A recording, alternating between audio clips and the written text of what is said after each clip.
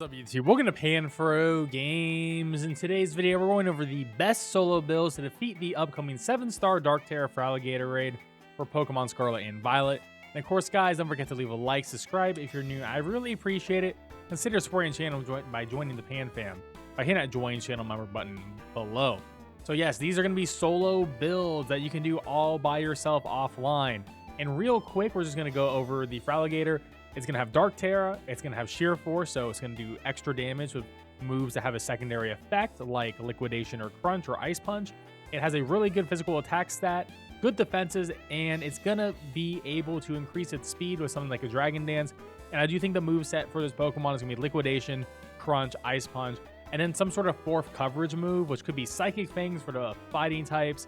It could be Rock Slide, it could be Earthquake, it could be like Brick Break. There's a lot of decent stuff it has on its move pool. And I do think it's going to have Dragon Dance, but I wouldn't be surprised if I see something like a Swords Dance or a Rain Dance for this Pokemon in general too. Now, we have some solo builds, and these solo builds are quite incredible. A lot of these have been proven, some of them haven't been proven.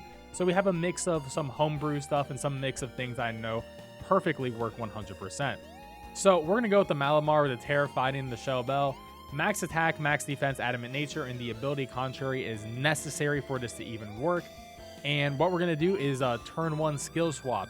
Now, contrary is going to go onto the Feraligator. If it has Dragon Dance on the regular move set, then it will lower its attack and speed by 1. And then our goal from that point is to build our Terra Charge and die. So we're just going to spam Terra Blast 3 times. Hopefully we will faint. And when we do faint, we'll come back, have our contrary back, and then we can go for Terra Fighting Superpower, and we'll get plus attack plus defense and do tons of damage and just win the raid. I do think this is the best Pokemon to win the raid with already. It's worked in the past for plenty of other raids. I don't think it'll work any differently this time around. Next up is Clefable with the Terra Fairy and the Metronome item. This Pokemon is absolutely phenomenal because we do have the ability Unaware. Unaware makes it so that we ignore the target stat changes. So let's say it's plus 6 attack for Alligator. We're going to look at it as it's plus 0. We don't care about setup. It doesn't matter. So max special attack, max defense, modest nature, and very simple for us. We're just going to hit Draining Kiss a million times, and that's going to do a lot of damage. Get our HP back. We have Reflect to give us a little bit more bulk. We have Calm Mind to increase our damage for Draining Kiss. And we also have Protect. Protect's very important. We're going to use Protect when the ability goes away for us, so we don't get blasted by like a plus 6 Liquidation in the rain. That would be horrible, so that'll prevent that. Next up, Magearna. I would only recommend this in solo. Luckily, this is the video for solo. And Magearna is great because it's just going to do a lot of damage, and it will set itself up very quickly for you. So we're going to go Terra Fairy at the item Shell Bell. Max HP, max special attack, modest nature. You can go max physical defense instead of HP. That might work better. Soul Heart is going to be our ability, and whenever one of our ally Pokemon faint, we are going to get a special attack boost. So we don't really need to set up our own special attack. We can set up other things along the way. So the big thing for us is we can set up Iron Defense while we're getting special attack boost from Soul Heart, which is awesome. And then we can also just use Draining Kiss for sustain. You know, use Draining Kiss a bunch of times, get our HP back, maybe put in a Calm Mind here or there to get our special attack up. And then we're going to try to win just with Draining Kiss, but if we can go for like a plus 6 Flora Cannon with Terra Fairy up, this will absolutely destroy its shields, and we'll be able to knock out this Pokemon relatively easy. And I do believe Magearna is going to be an absolute beast. The only thing that's scary is when it does remove our stats. If it is at plus 6 at the time, we may not survive. So just keep that in mind. But luckily, as a Fairy type, we do resist dark moves, so that is pretty nice. Another great option is going to be Kommo-o. And I love Kommo-o because we naturally resist the water and we resist the dark. So we're going to have great defenses there. Terra Fighting with the Shell Bell. Max HP, max defense with a plus defense nature. Your ability doesn't actually matter too much. And we're going to be going for Iron Defense Body Press stuff. And we also have Taunt, which is really nice. So you can like turn 1 Taunt. If it has Dragon Dance on the regular moveset, bam, Taunt immediately. It's cooked. And you outspeed it naturally on turn 1. So you should be fine to land that Taunt. And then from there, you're going to go for Iron Defense, and then you just go for Body Presses once you are ready to do damage, and you get your Terra up, and you'll be good to go. Or you can go for Taunt, and then go for Breaking Swipe like 3 times, get your Terra up, and lower its physical attack by 1 each time you hit it, and it works through shields. So that's another great option for this Pokemon. I think Kommo-o is really good because once again, you naturally resist both its stab moves, which is awesome. And you'll be able to build up your defense. So once it like removes your stats and you build up your defenses again, you shouldn't have any issue winning the raid at that point.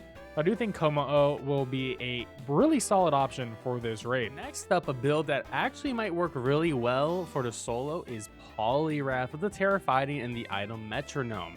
Now, I like that it's water and fighting, so we do resist both water and dark. And our ability is water absorb, so not only do we resist water, we actually get HP back from it, which is always a great thing. And we're gonna go max attack, max defense, adamant nature. And we do get belly drum on this Pokemon, and I do believe because we are a water absorb Pokemon, we have a much easier time setting up a belly drum on turn 1, because there is a chance we could get hit by a move that will heal us back, or at least by crunch where it will be resisted. We also have taunt to prevent any sort of Dragon Dance setup if that's on the main move set.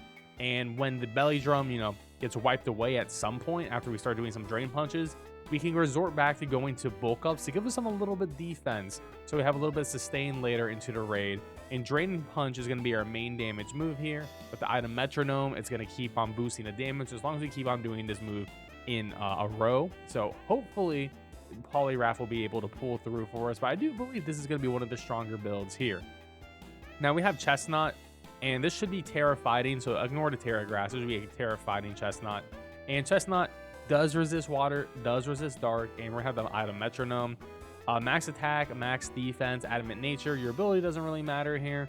And it's very similar to the Poliwrath. Actually, Chesnaught can also learn Belly Drum, so you could put Belly Drum here. But the reason why I don't have Belly Drum is because we don't have any immunities, and that does worry me a little bit in this raid, especially because it could have Ice Fang or Psychic Fangs, of course. So I think on the Chesnaught, I think you're better off with something like a Sword Stance or a Bulk Up to boost. But I think Sword Stance is a must for this raid. And then we have Drain Punch as our sustain with the item Metronome. Mud Slap can actually be used in the beginning on the first 3 turns just to lower that accuracy, which would make it easier for you to start setting up Sword Dances. And then go for Drain Punches when you start needing to get some HP. But I think that this will be a pretty solid build. It might be a little bit worse than the Poliwrath though. Lastly, the Toxicroak. This is sort of like a homebrew fun build. I think Toxicroak is actually going to be pretty solid in this raid. Unless there is a Psychic Fangs on the Feraligator, then this will definitely not work. But you do resist dark, and you have Dry Skin as your ability, which means you are going to be immune to water. We're going to have the item Metronome and Terra Fighting. Max attack, max defense, adamant nature would be optimal. I just didn't change mine from HP yet. But very similar to the other builds, Sword Stance, Drain Punch is going to be our combo for dealing out big damage and getting HP sustain. We have Mud Slap to lower that accuracy, so we can do that at the beginning and also build up our Terra Charge. And we also have Taunt, so we can prevent any Dragon Dance setup. But there we have it, guys. Those are going to be the best solo builds for defeating the upcoming 7-star Dark Terra Feraligator. Let me know in the comment section below if you have any other great solo builds. I would love to hear them. And we're going to be doing this raid live, so don't forget to leave a like, subscribe if you're new. I really appreciate it. And of course, support the channel. Join the Pan Fam by hitting that join channel member button below. And I'll see you next time. Peace out and have a good one.